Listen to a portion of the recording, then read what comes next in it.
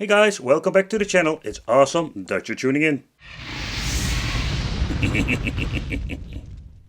So in this video we are going to do an unboxing of the PlayStation 2 Slim I've picked up recently. For some people who are watching this video, this is going to be like completely nostalgia trip, because maybe this was just your first console that you ever bought, or just like me, you have a lot of good memories when it comes to PlayStation 2. But when you're looking at the PlayStation 2, it's an absolutely really cool piece of equipment to buy, and you have so many cool games you can still play on. But I do kind of find it a little bit funny that they show the PlayStation 1 and the PlayStation 2 memory card, because this thing was freaking backwards compatible. Alright, so let's take a close look at the inside and let's do a quick unboxing. The PlayStation 2 nowadays, there are so many cool upgrades that you can get for this, and you don't need to do a lot of modification, it's just super easy to do so.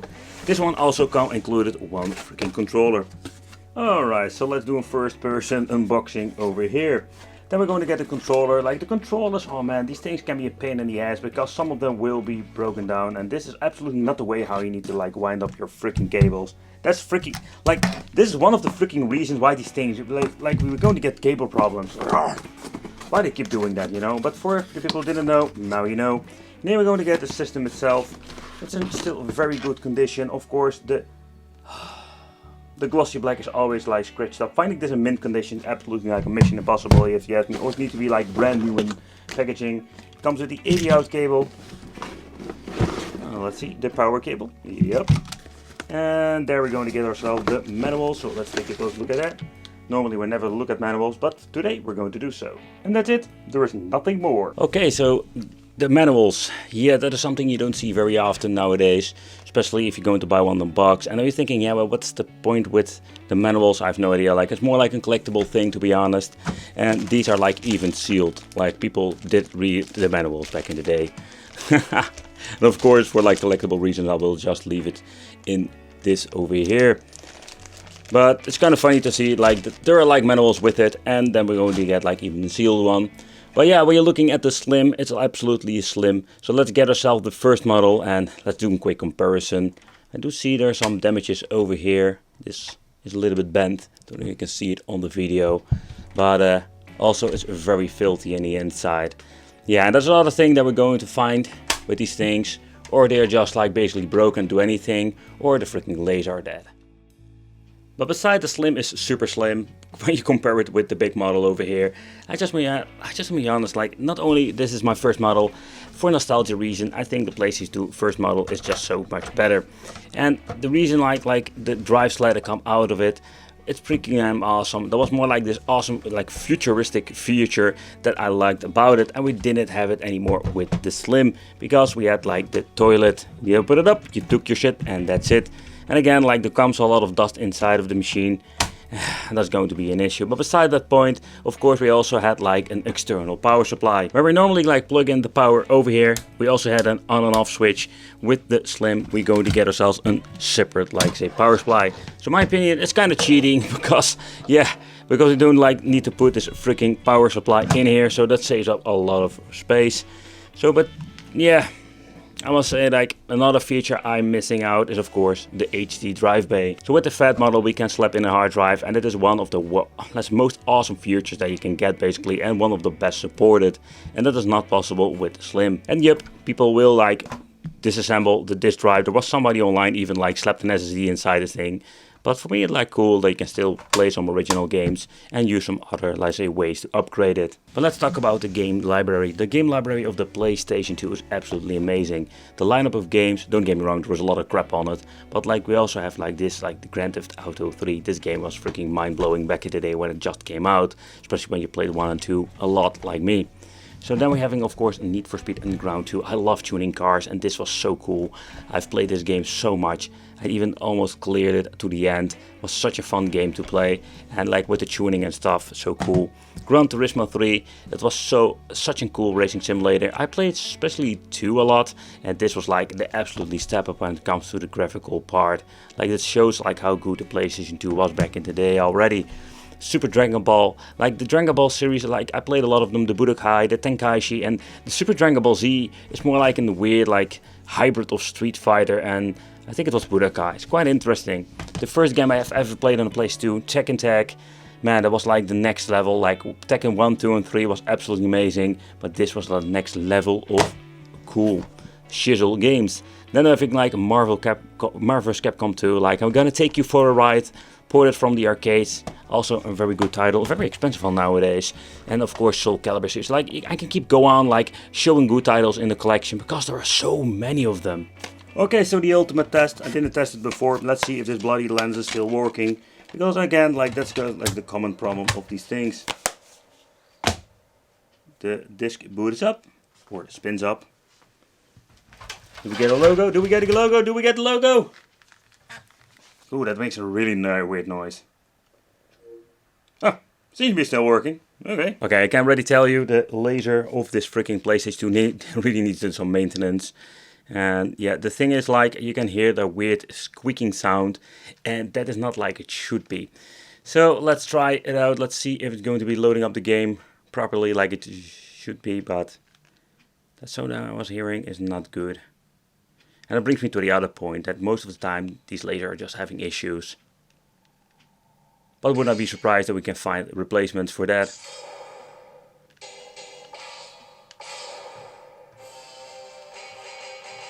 Alright, so let's play a little bit of Soul Calibur and let's have some fun. Where's Nightmare? Ah, there he is. Alright, let's do a quick battle. So far no weird sounds from the laser anymore. Maybe it's more like it was basically not doing anything for a very long time. Why does he go out of the freaking ring? Then you go in KO.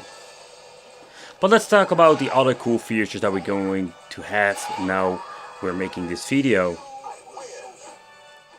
But when it comes to like soft modding, there are so many ways to play nowadays. We have all kinds of McFree Booth and also like really cool ways to play when it comes to the PlayStation 2 Slim Edition. So unlocking your device is just basically like plug and play nowadays, and I think that's freaking awesome. So give it the potential that we can load up game through different ways. But there are some things you need to know when it comes to this situation. One of the cool ways to play is having a hard drive inside of your PlayStation. But I already mentioned before, like we don't have the option. Even you're going to like slap like a 2.5 inch drive in it, there's one way of connecting it. Yeah, and just not ruining your lens or doing a lot of very interesting but also like complicated modifications to your PlayStation. But now we do have some developments that are quite interesting. So now we're going to get ourselves... Yeah, this thing doesn't focus. Damn it! But there is a pretty cool solution nowadays for the Slim. So first of all, let's remove this thing because we're not going to need it. So there are kits out there, for example having the Freeman Booth especially configured for the USB. And now what I mean with USB, at the front we're going to get two USB ports, which you can see over here, and we can use it for all kinds of cool things. To begin with, we can use, let's say, keep it simple, you can plug in a USB drive, let's say 16 gigabytes, slap on some files and you can play your games like this. But of course, we also have like a better option now. Take consideration, they are using a very slow USB port. And that means that loading the games will have some issues when it comes to loading times being slower or the compatibility with some games are not perfect. So that's also the reason why they're just giving you like a USB 2.0 enclosure. But inside we're going to get ourselves one, for example in this kit, a 2 freaking terabyte disk. So what you can do is like, with a combination with the Freeman Booth and the USB edition, we can plug in this device and basically load up your games this way. And gives us like the option to load up all your games through your PC on a hard drive. And easy peasy lemon squeezy, you can play it like this. But let's talk about some more about it. Alright, so everything has been set up. Oh wait, I forgot my freaking controller. But we'll do that later. So every USB port at the front has been like contacted, one with the cable for the Bitfunks, the HDMI solution we've talked about in the past. So we have connected the hard drive. So anything that we need to do is boot up this device. And let's see if we're going to get any signal. If it's going to boot up into the Freeman Booth. Let's see. Take a couple of seconds and there it is. So let's take a close look at the menu itself. Okay, so let's take a close look at this menu. So we're going to have the browser system configuration U launch alpha. So basically if you want to mess around in the backend and just need to transfer some files from, let's say, the hard drive or the memory card, stuff like that. The OPL version, just a normal. We do like talked about the new version for the SD functionality in a different video, but this is just a normal OPL. And we have a code breaker. Then we have like some other applications. It's very limited, I've noticed. Like some of the memory cards do have options for more emulators, but of course we're not going to need it. So let's boot up OPL. I have set everything up and let's show you how it will look. So OPL does have the option to read from a USB hard drive, USB stick, and if you're having like a fat model, you can even like load up like from a hard drive. Alright, so sadly it doesn't say that it has connected, so let's take a close look at this, why this is. And I think it's just some personal error on the device itself, because here you can see now it will recognize over here. It's kind of weird that it will give that error, but I just wanted to show you. And yeah, basically if you added all of your games, like here at the top corner we can even like change between like kind of systems, and even can add PlayStation 1 games. But PlayStation 1 games can be played on it, but it's going to be like a lot of mumbo jumbo to get it working in the end. I can tell you that. But in this case we do get like everything load up. And if I'm right, some of the decals need to be working. Here you can see already over here we do have like this tiny decal and the disc, so it's pretty damn awesome. But so let's try some games. And yeah, let's see how they will run, because there is something you need to know. But there is another thing I needed to tell about this let's say functionality of the USB. It's not perfect, and some of you already know this. But there are some things you can do about it. So let's say you have a game that does have like some requirements, like configuration needed. You press the triangle, you're going to get into this special menu. And yeah, here this is going to be the most work, beside like adding all the decals and stuff like that. You need to set the certain mode. And yeah, you need to look up, there's a big list out there, like which games are compatible with USB, hard drive, and which mode you need to turn on and off to get the best compatibility with a certain game. So yeah, sadly, it's not like you slap it on a hard drive and it will work. You will find some minor issues here and there. Alright, so let's see how the gameplay is. So far I can see there's no weird stuff going on. So when it comes to stuttering or any other problems, because that I have seen it before with different configurations.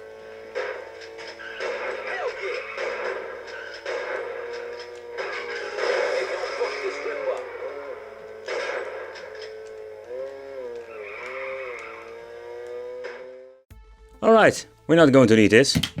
And we're not going to need freaking the USB, because there is another way nowadays. It's still in development, what I understand of, like it's not 100% compatibility, but it is slightly faster, or it is faster than the USB, and that's the Freeman Booth for the MX4 SEO. And that is pretty damn cool. You can slap in the hard drive.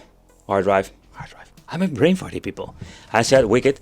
Do it again. Then we're going to click in the freaking memory card. Yep, not a hard drive. And then we're going to put in the MX4 SEO. And with this unit, we do have the option to, yep, my friends, we can slap in an SD card. How cool is that? So it's going to be like the same way, like you slap on your files, you plug it in the memory card slot, and that's it. And you can just play your freaking games like this. How cool is that? And when the system has been booted up, we are ready to go. And what do we mean ready to go? We're going to get ourselves the softmod menu, where we do have a lot of new options when you compare this with the original browser. So when booted up, we're going to get a similar menu, only extended when you're looking at the configuration options. Here we're going to get browser, system configuration, the U-Launch ELF, the Open PlayStation Loader. Basically this is the old and the new version, but we're going to need this version for, of course, the SD functionality, HD Loader, so other applications that we have seen before with some other McFree Boot. And then we're going to get ourselves some emulators that we do go and take a close look at in a different video. But let's boot up this program and let's load up some games. So within a couple of seconds we'll boot up the menu. Here at the bottom row you can see like we do have some more options. So it's pretty damn awesome that you just can load up through a USB stick. But that's something we're going to look at later on. So pressing X, it will load up the list which you have added to the memory card. So yeah, 128 GB, it's still a lot of, let's say, storage capacity, but you will not like store like maybe like hundreds of different games. You will need to have a bigger capacity card. But let's boot it up and let's see what we're going to get when it comes to performance. Alright, so next up let's try a little bit of a fighting game, and it will run just fine without any hassle whatsoever.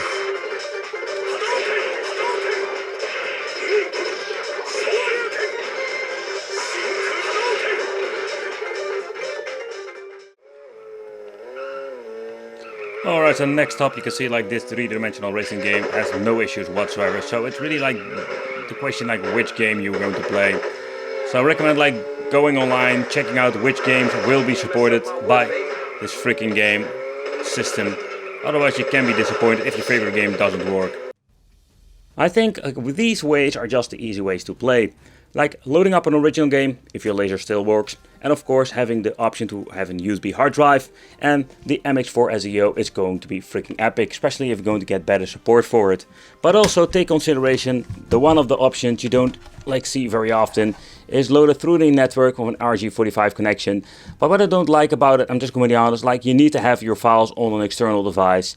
Yeah, if you don't mind it, it's one of the fastest way to go. There is no way of slapping an internal hard drive in it. A little bit of bummer, because that's, as far as I understand, the best way to play your games when it comes to compatibility. Well, thank you for watching, consider subscribing, hit that little bell, become the Wicked family, and I will see you in the next video.